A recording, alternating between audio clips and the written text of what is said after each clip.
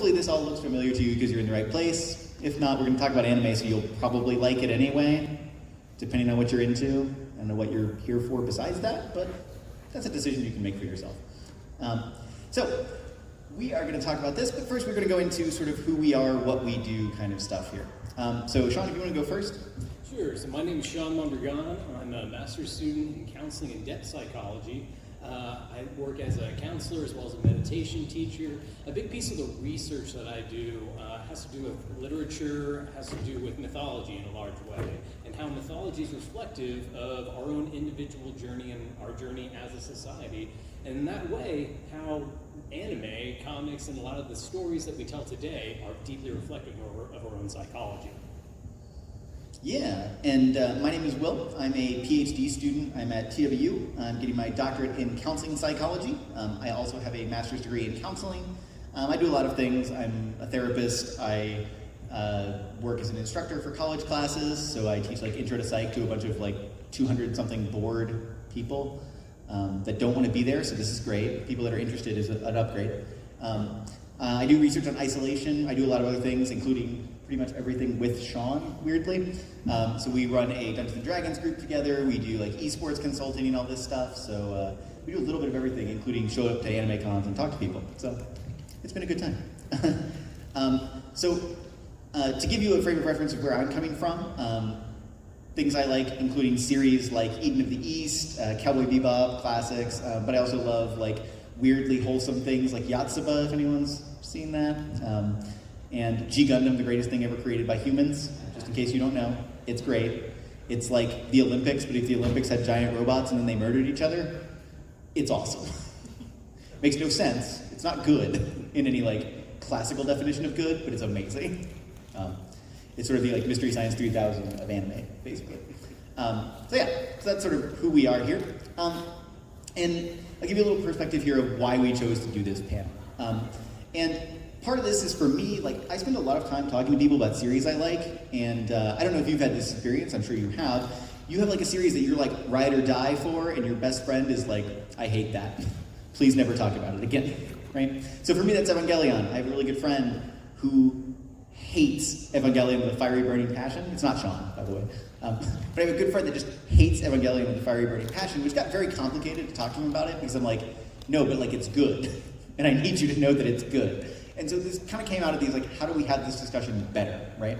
And also, the better ability to describe people, to describe characters and all that, leads you to have a better conversation. This is really all about having a better conversation.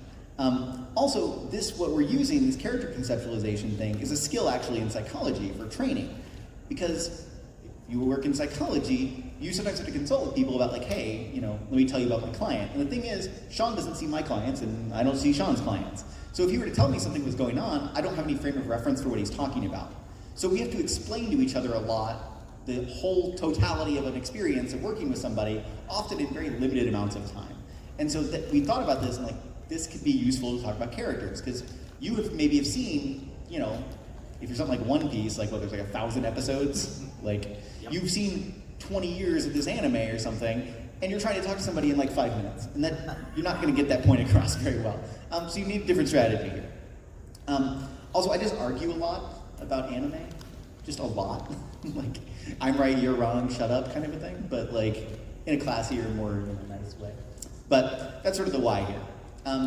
So when we're thinking about what we're going to do here today, we're really asking three big questions. The three big questions are, for what we do here is, how do we understand the person we're talking about? So for Sean and I, if that's a client, how do we understand what's going on for them, right?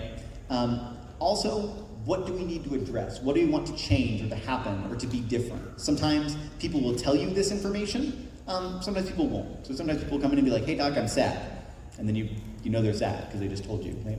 But sometimes it's a little harder than that because they aren't going to tell you those things. And then the last bit here is sort of, where are we coming from? Like, Sean and I, despite being very similar in a lot of ways, have very different orientations to things sometimes. And so we might have very different opinions or thoughts, which is part of this whole sharing process. Because you're going to share this with somebody who's like, okay, I have a very different thought that you might not have had, and that would be very useful. You might go a completely different direction based on something that only somebody else would see, not you, right? So to boil this down for you here, when we're talking about characters, we're going to get to the good part, because the good part is the best part, and we only have a certain amount of time. But the three things we're asking here is, what do we see? So this is where you describe, right? And we're going to do an example. But when we talk about this, and I want you all to participate as soon as you feel ready and able, and we've got candy to throw at you, I think, if you participate. So, yay. Might be like kind of high velocity because we're far away, but like, it's fine. Don't sue us, you know. But the things we're going to ask you, what are we seeing? That's when you describe, right? So if I say, I'm going to talk about a character from an anime, I'm going to give you as much information as I can reasonably give in a small amount of time, right? And this can be the high points, you know, because you don't like describe the whole show to me because like we'll be here forever. But hit the high points. What are we seeing? What feels important? The second one is, how do you understand what's happening? So if I told you all about this character, then I would follow up with, and here's what I think that means. And because you might be the person who has the answer to the first question, other people can maybe help you out a little bit with what the second part of it is. Because they might not have seen that information, but they can tell you what they're thinking based on what you just told them, right? And then the third one is, what can be done? What do you want to be different? What do you want to change? Now this is cheating sometimes, because you might like something like Dragon Ball Super or something, or like the Dragon Ball series, which has gone on for like, what, like 25 years? So it's cheating, right? You'd be like, I want Vegeta to be nicer. And like, he is, because the show's gone on that long. But for sometimes, you know, you have an anime that goes on for like 6 episodes. You're like, okay, what would you want to see happen? You know, what could be different would be the argument. So these are the things we're going to talk about. Keep those in mind as we go to it. And now we're just going to jump right into doing an example here. So you thought this was going to be Shinji from Evangelion, because I talked about Evangelion a lot, and it originally was, but I cheated and changed it. So we're going to talk about Sasuke from Naruto, which you've all seen Naruto, so don't play. Come on. Really? Nope. Not at all? Nope. How? I just don't have time. Oh, that's a good point. Me either. I read like the first 2 volumes. This makes for a perfect opportunity for y'all to get a little bit curious and dive into explaining and understanding the character from a whole new perspective now. Yeah, and see what all those headbands are about. Yeah.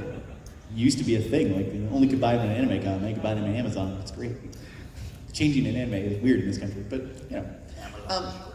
So let's talk a little bit about Sasuke. So for those of you that don't know, Sasuke, his whole family is super dead. Like, really dead. Like, walked in, saw their, like, bits on the walls. Like, it's not good. I wouldn't call that good. But his family's super dead, as most anime protagonists are, right? But one of the things that are the hallmarks for Sasuke, you see a lot of isolation, right? He kind of refuses to engage with people in a weird way. So he does this thing where he's like, okay, revenge, and like that's basically all I've got, right? He doesn't talk to people, he doesn't accept friendship. He's sort of a lone wolf. He like goes off and trains by himself, or like one other person kind of a thing. And really, it's all about how he can like curb stomp the next guy he's going to fight, kind of a thing. So he's kind of weird. And he has this like murderous obsession, you know, of like, I'm going to murder my brother, which is, you know, totally wholesome and natural. Which kind of changes later, but like he makes a lot of weird choices in service of this goal, if you don't know. Like hanging around with dudes that kind of look like a Michael Jackson if Michael Jackson was a snake person. Kind of confusing, would not recommend. The guy repeatedly is like, I want your body. And you're like, whoa man, back it up. This isn't that kind of show. Maybe it is, I don't know. But he makes all these things, and he has people that are lining up to try to be friends with him, sort of. And like people that are very persistent, like, hey, we're best friends now. And he's like, no, I don't have any friends. I just want to murder my brother. Okay, that's great, but we can still be friends. That could be fine. Right? And there's like young women that are like all about that, because like he's all emo, edgy, and this was like back when that was really cool. Maybe that's coming back, I don't know. But he was like all edgy and dark and all that, and like, so people that are into that kind of thing. In fact, more than one peoples were into that in the show. And he's like patently against that. He doesn't accept friendship, doesn't accept love, mentorship, even like grudgingly. Like there's like one guy he actually really listens to, and like only because he'll show him how to hit people with lightning laser beams. Because that's how being a ninja works, I guess. When you're trying to get away from everything, when you're trying to be nice and isolated, and you don't want those relationship bonds that have been so painful in history, you want to go ahead and find whatever power you can to drive them away. Mm-hmm. Yeah, and like everything is instrumental too after a point of like, I don't really need to be friends with you, I don't care, because like the only person he listens to is someone who can teach him to do a thing that isolates, you know?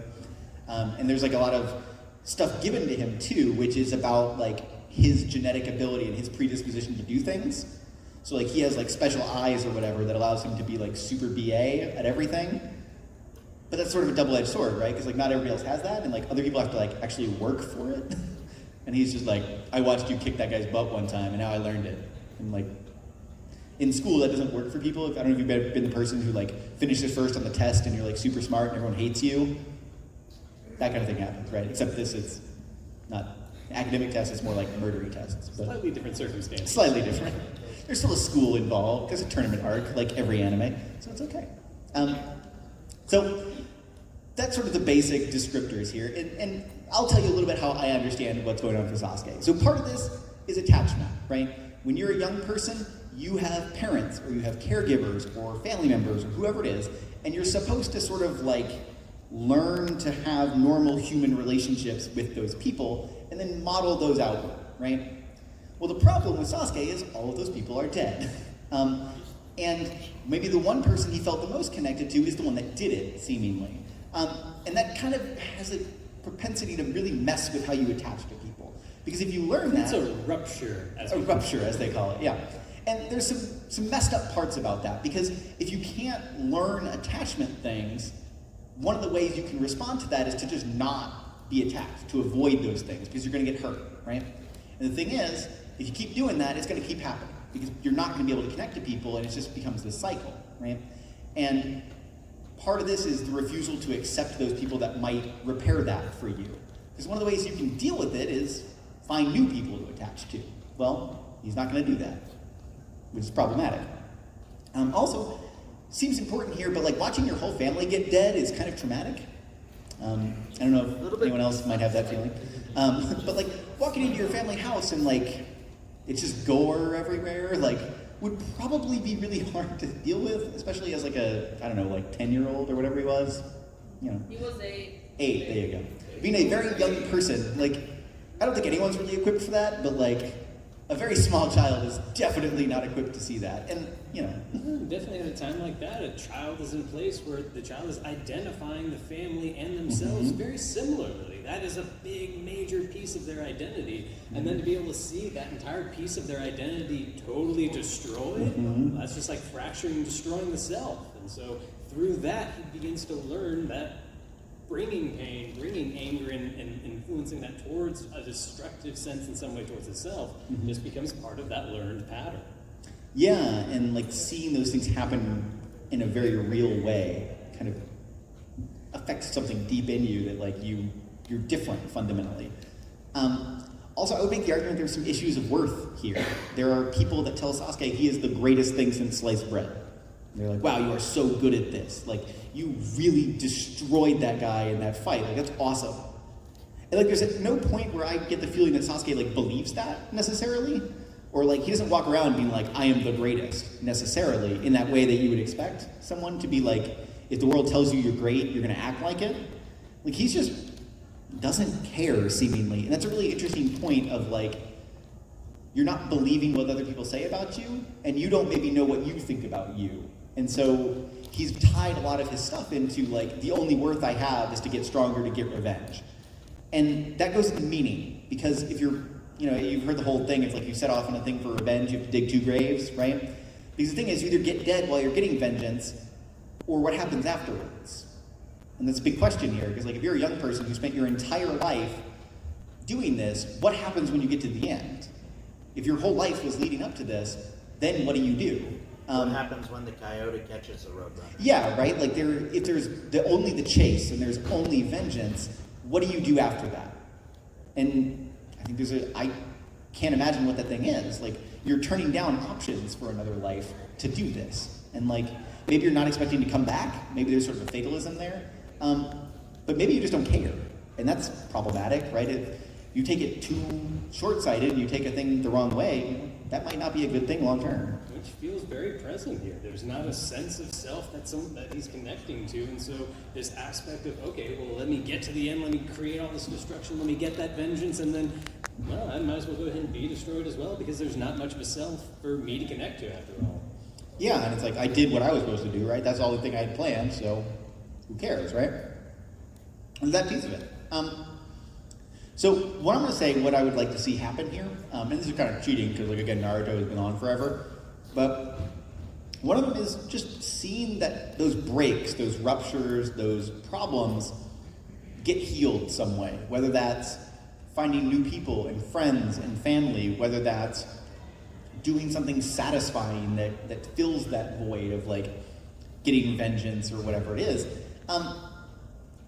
Having something that fixes some of those deep, innate things that are going on for him. Because it sucks to see someone suffer that way and to not know what to do with it. And so part of the hope is, like, finding a new version of a life that works for him. And of course we're cheating because Naruto is, like, sort of still on the air, kind of. So you get to see what happens to him after.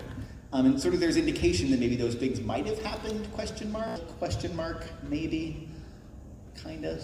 And he has, like, a job, and it's maybe not a great job, but it's like a job. So there's always sort of those things going on. Part of that too is just finding healthy attachment figures and partners, right? Like, this guy's gonna try to murder you to death to prove that he's your best friend.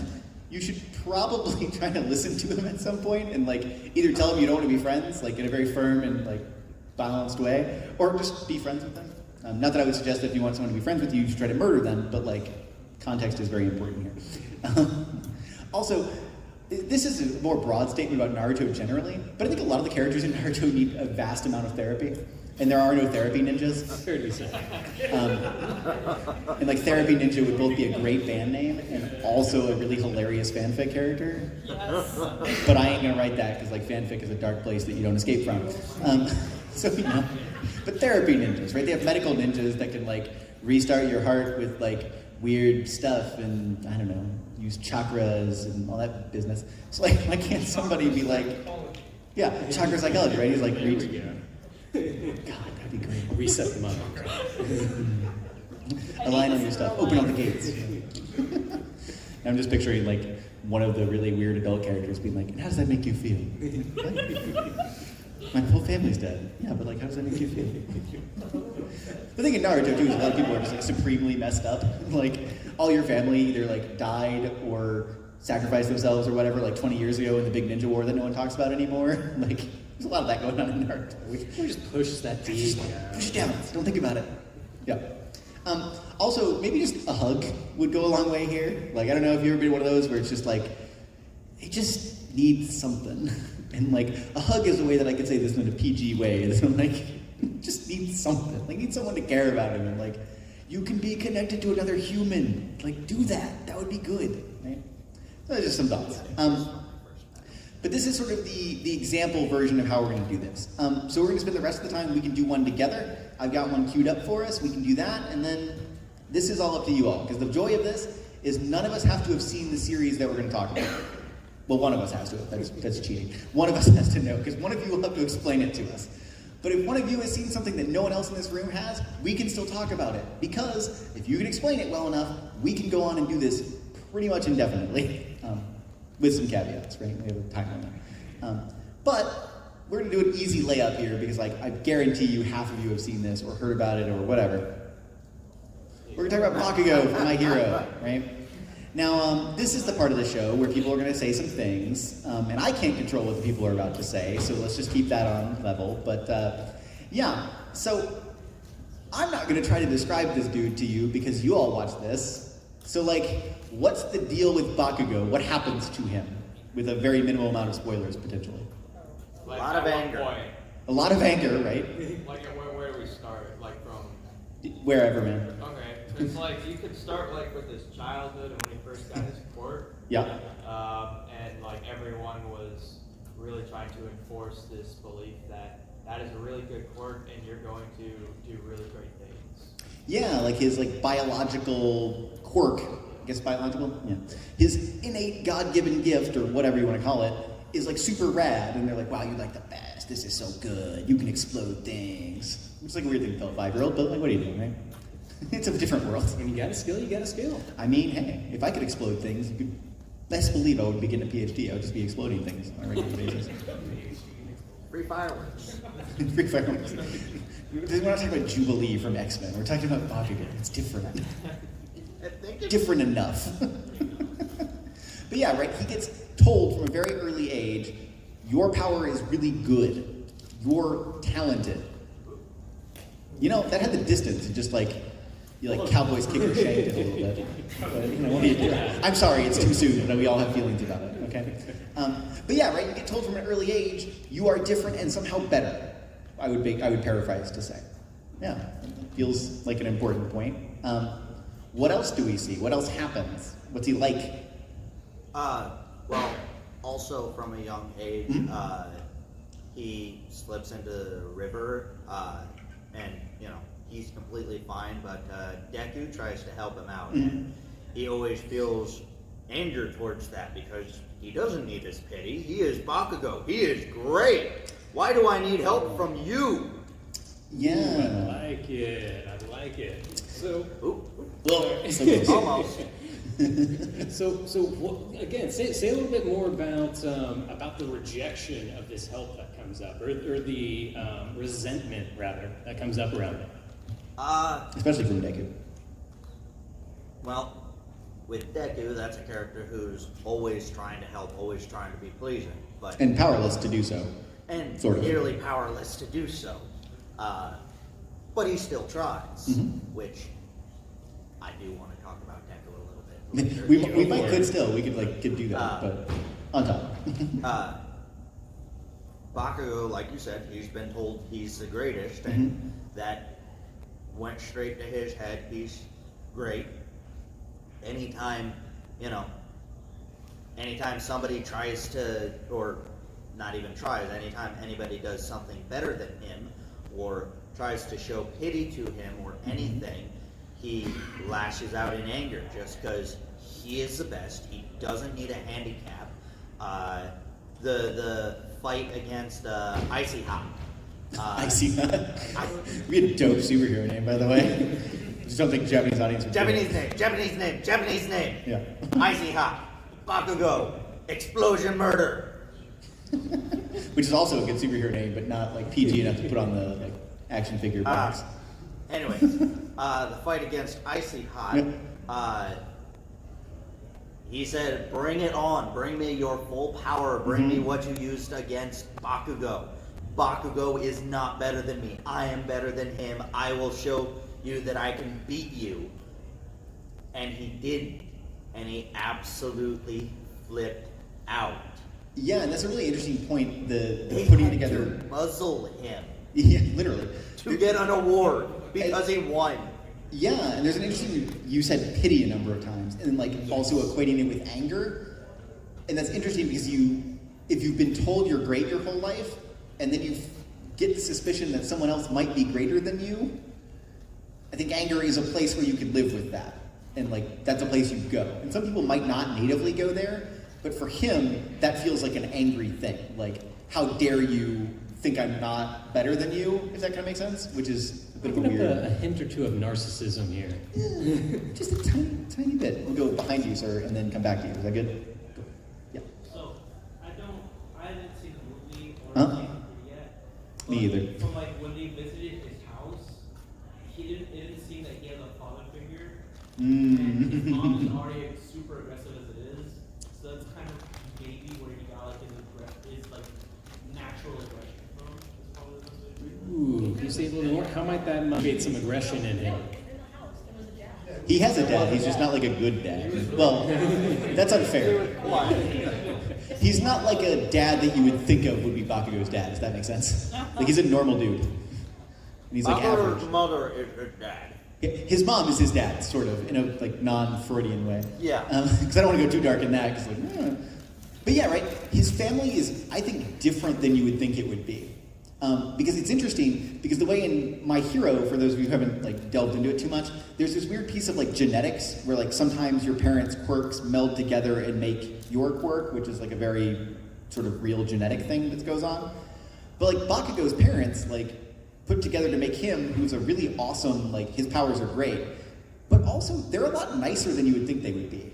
Like his mom is hyper aggressive, but not mean. Yeah. She's aggressively affectionate. She's aggressively affectionate, and she aggressively like cares about her child, which feels important because if you have one parent who's kind of aggressive and the other one who kind of shrinks back from that, maybe that makes sense. But looking at him, you would almost think that he has a parent who looks like that.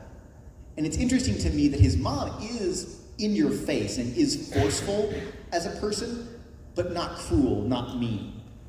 Because then you go like, well, how do you go from that to that? If your example is like intense but not mean, what do you do with that information? It might have been a little bit of the egotism, the I am so great, that contributed to that. Yeah, maybe there's something unique about him that does that. Let's go here and then here. Does that, promise you that? Oh yeah. Yeah. Yeah, I'm not doing this for the candy. I like Bakugo. But Which isn't really a hot take, but it is kind of a hot take Yeah. in a My Hero world. Yeah. The character is really well known for being having explosive Literally. personality, very angry. But a lot of that anger you see is with animosity towards Deku, and the show really highlights the dynamic between the two main characters. And I think like a lot of Bakugo's anger comes from like a place of insecurity. That's what I picked up on. Because the way he grew up, I believe you could see where he developed this fundamental understanding of how the way the world works. And it was that you have to have a strong quirk to excel well in this world. He saw that and he thought, okay, well, that's cool. Because I already got that. Yeah, he does. And it was highlighted by the fact that everyone was looking up to him. Everyone was like, you are so cool. It's like, okay, yeah, I got this. And then he sees Deku, who wants to become a #1 hero. And I think he's like kind of scared by that fact. He's like, okay, you can't do this. You don't have a quirk. And this is like a complete like polar opposite ideology from what he's been brought up to believe. And like he feels threatened in his goal to also become #1 hero. So Yeah, and I appreciate you talking about sort of the system of how that world works, because there is a system to it. And if the system is supposed to be the people with the best innate talent go on to become the best, and I am one of those, there's a sort of privilege to that. But then if someone shows you that the system doesn't work that way, some people would just be like, oh, you just change your view, right? But another way to react to that is like, no, that's not how that works. The system works like this. Which is one of the things I do like about My Hero is like eventually you meet characters who don't necessarily have great quirks, but use them well. So like Mirio, for example, like Lemillion. Is that the one that like goes through the his walls? quirk is not that good, but he himself is very good and talented and hardworking. And the question I think for Bakugo becomes, how do you react when confronted with something different? One of them could be like, oh, maybe I did something wrong. But the other one could be like, I'm just going to hate it and destroy it hard enough until it goes back to the way I think it should be. Or I'm going to keep pushing my version. Because if I always win, then my system still is intact, which feels kind of accurate. and he subjects everyone to his view on the system because Often with great enthusiasm. Yeah. He sees all the students in 1A, he sees them as rivals, like people who are threatening his position of being the best. And so Especially after he saw Icy Hot during the mock test, the heroes versus villains. yeah, The and, bomb. The bomb one, challenge, yeah. whatever it yeah. was. So there's like that kind of threat that he just tries to shove down and say, no, I'm better. But like he has an even greater anger towards Deku because of, as I said, just a completely different Ideology. Yeah, and he also almost gets beaten by a couple of the people in his own class, or even in other classes, but people he thinks he's better than. So he fights Ochako, the gravity. He fights her, and like she gives him a run for his money, which like he expects to go in there and just stomp her because she's weak and uninteresting and all this. And like he's in the equivalent of sort of like the X-Men Academy, right? Where you're gonna meet other people that have also good powers and also are growing. And that's maybe scary of like if you're used to coasting by on your talent, and then you start to meet people that can get better and will get better. And it's because it's a shonen anime, they do. Because, spoilers, that's how shonen anime works. But like, because they consistently get better over time, you can't just coast anymore. You have to work hard, you have to do the, training and the hard stuff to get there. And I think that's got to be threatening too. Of like, if you're told your whole life you're great without trying, when you start trying, maybe you do get better, but like maybe you're getting better at a slower rate than other people, and that feels different somehow. Yeah, another thing to note about what you just said, Mhm. in Bakugo's childhood, right? Yeah. He had this amazing power. And compared to Deku, who always idolized him and always told him he was great, Mhm. he was quirkless and was narrated for that. So when Deku gets his power and moves at a much faster rate than Bakugo in terms of improvement, Mhm. Bakugo gets angry about that. He's like, why can't I improve at that rate as well? Because he's already got this talent, right? He improves at a much slower rate than Deku does. And I feel like that's another reason why Bakugo is so angry. Yeah, because if you can see someone else progressing faster than you, even though it's not a race, it feels like a race. Because even if you want to make the argument, or like Bakugo is still always on this upward trend that's very stable, and he's almost always at the top. If somebody else feels like they're moving faster than you, even if you're always winning, maybe that still feels kind of threatening somehow. And I think it really comes up with his competitive spirit. Like he wants to be the best. No Yeah, matter what. there's a positive way to spin that, yeah. Whatever he can to get to the top. And then when he sees other people who are climbing faster than he is, Mhm. he gets really upset because he's supposed to be the one climbing to the top. Mhm. He's the one who's supposed to be winning. And he gets that competitive spirit aspect where he's a really sore loser and like a sore winner as well. Yeah, it's interesting you say like, because competitive feels like a more positive spin on a trait. Because I think you can make the argument like competitiveness is good, sort of, depending on your orientation towards the world. But some people would describe him as like aggressive or like mean or cruel or those things. But like competitive is okay as long as you maybe handle it more gracefully than he does, right? If he's a sore winner and a sore loser and he's super, he's never going to be positive. There's something to be said for the status quo and a challenge to the status quo, which is what routinely comes up both as other people progress, other people are scoring points, the status quo is changing, I'm no longer super powered way above everyone else. Now things are starting to become a little more challenged. Now my place in the world, my status, and my homeostasis and being on the top is going to be challenged. So there's a challenge to that status quo, and in order to be able to rise and overcome, become better, that challenge is necessary to be able to push those adaptations and growth, and to be able to be destroyed, to be put back together once again. Yeah, and like in very literal ways too. Like it's a series where like fighting happens and people get injured and hurt. So there's almost a literal like physical destruction to it also. And like Deku's whole quirk is like his body breaks down and then someone has to put him back together again. And that feels really interesting that's the metaphor for him, but someone else is living it very literally and almost maybe living it better than him or more realistically maybe, depending on your argument. Okay, go for it. Real quick, back to what you said with the fight between Deku and Gravity Girl. Yes. I didn't see it like that. I saw that fight in particular as he realizes this is a strong opponent and has to go all out, even if other people don't see her as a strong opponent. Because he comes out the gate swinging big. Yeah, sure. And he kind of learned that this is not a pushover, this I need to go all out from the previous fight, the one he had with in the bomb challenge.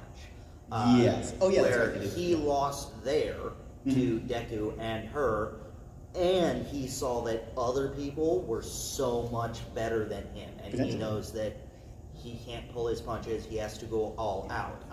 That's the way I saw that fight. That's an interesting way of paying thinking about it. respect. Because you could go two directions with that. One of them would be sort of like he goes into that fight with a chip on his shoulder angry, but I think you could also spin that in a way that feels respectful, of like, I am gonna beat you down and run the score up on you because I'm legitimately viewing you as somebody who And needs to be. That's also what one of the side characters said. Yeah. Was,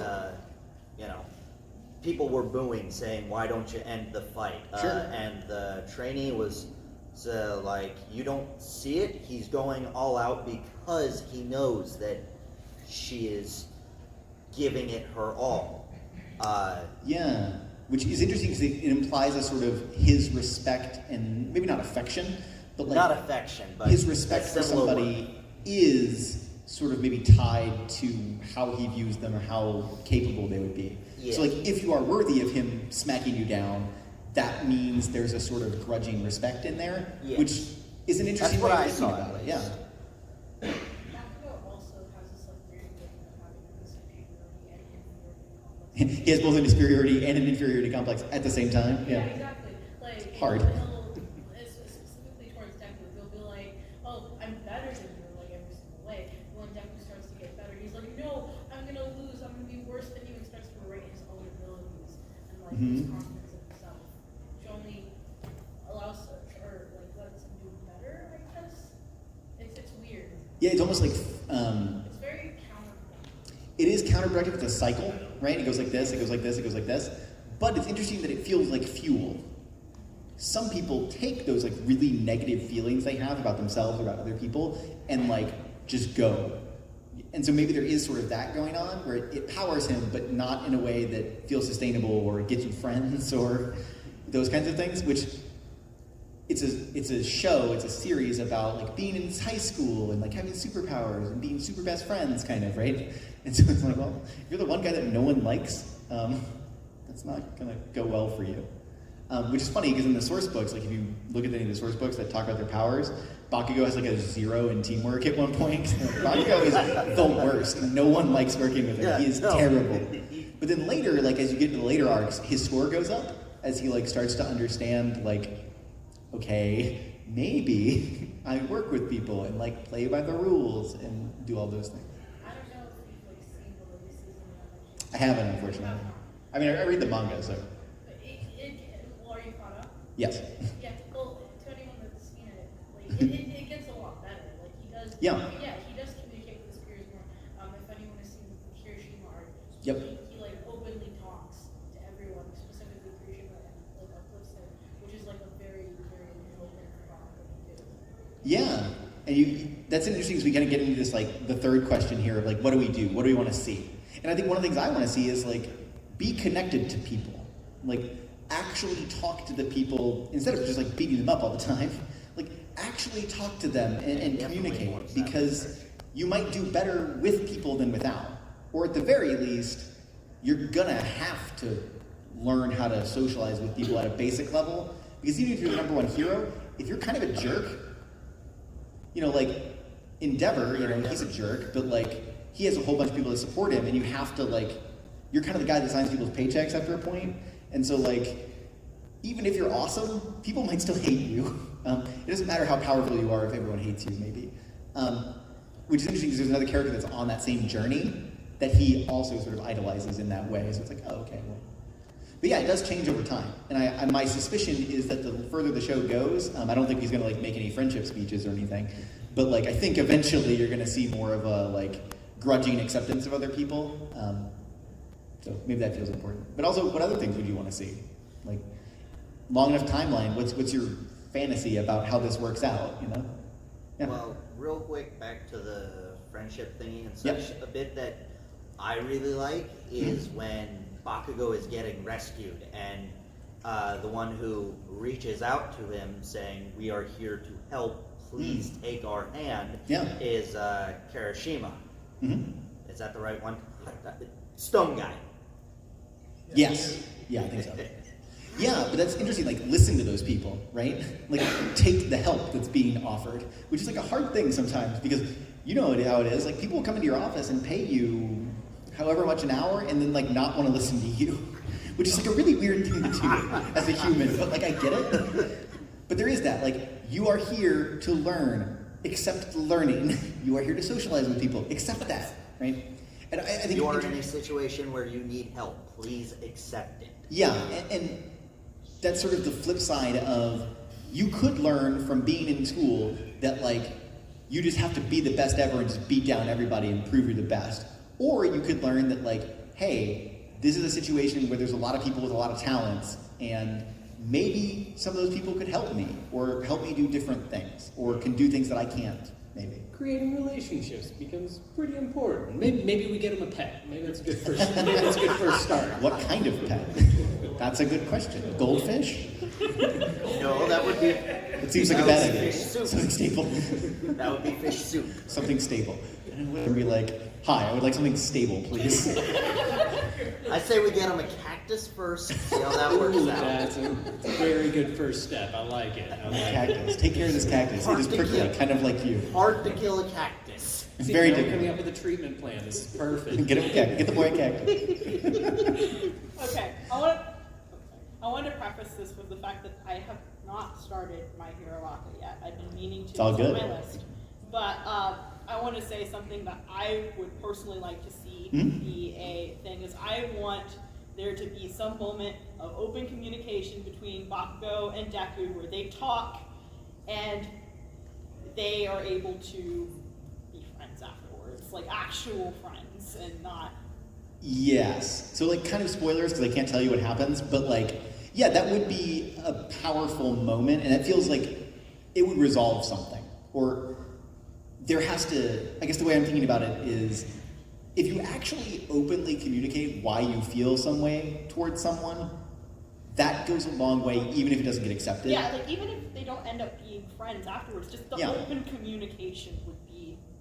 And that's like big, like very adult thing to do also. Like no one teaches you in like how to communicate with others school because there isn't that.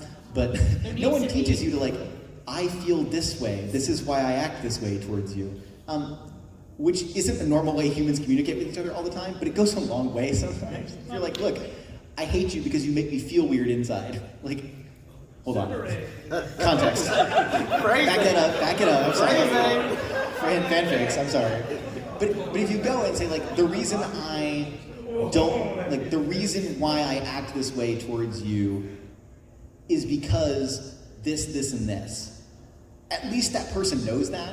And that gives you an opportunity to feel like you said the thing you need to say to them, but it also gives them an opportunity to like come back at you and maybe make a change, or to tell you what their baggage is. And that's how you understand a person, or get closer to understanding a person, perhaps. Yeah.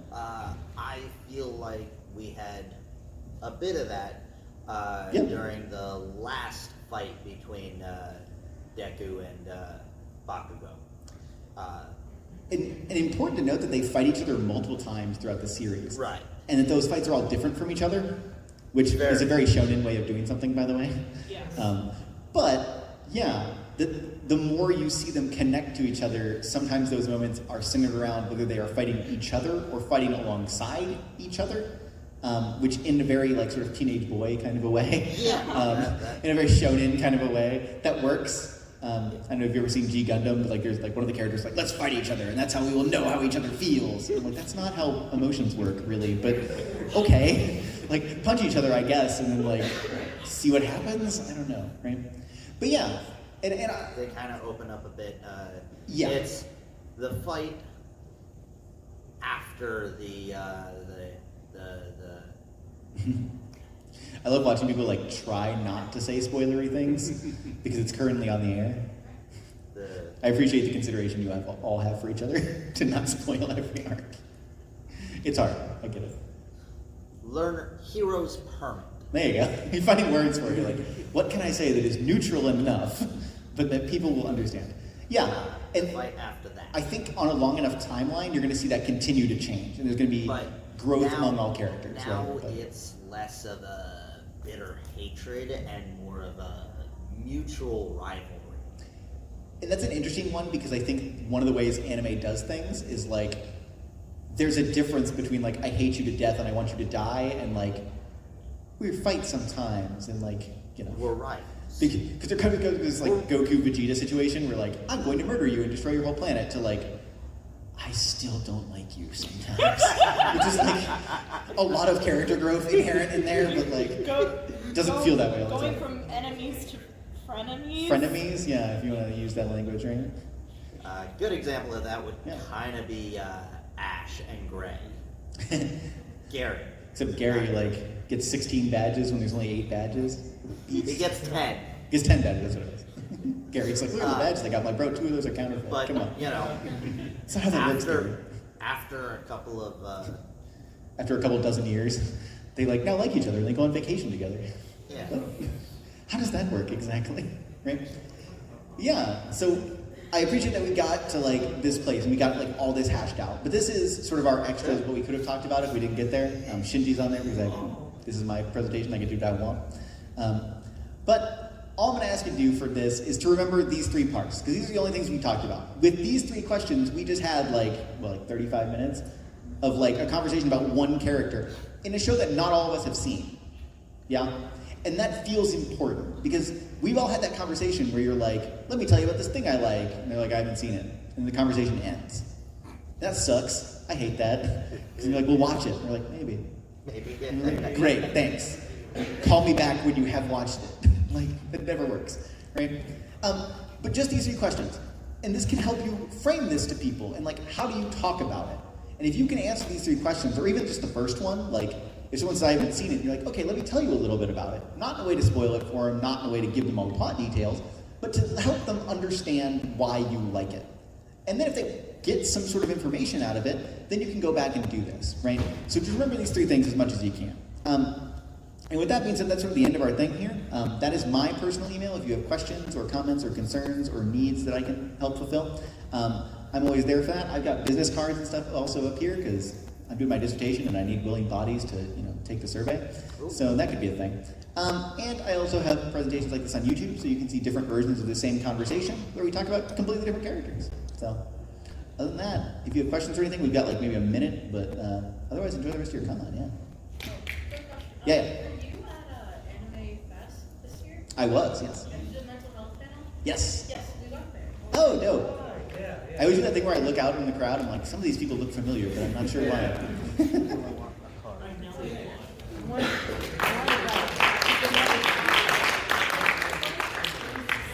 I was just saying that. That's funny. I meant to phone your track.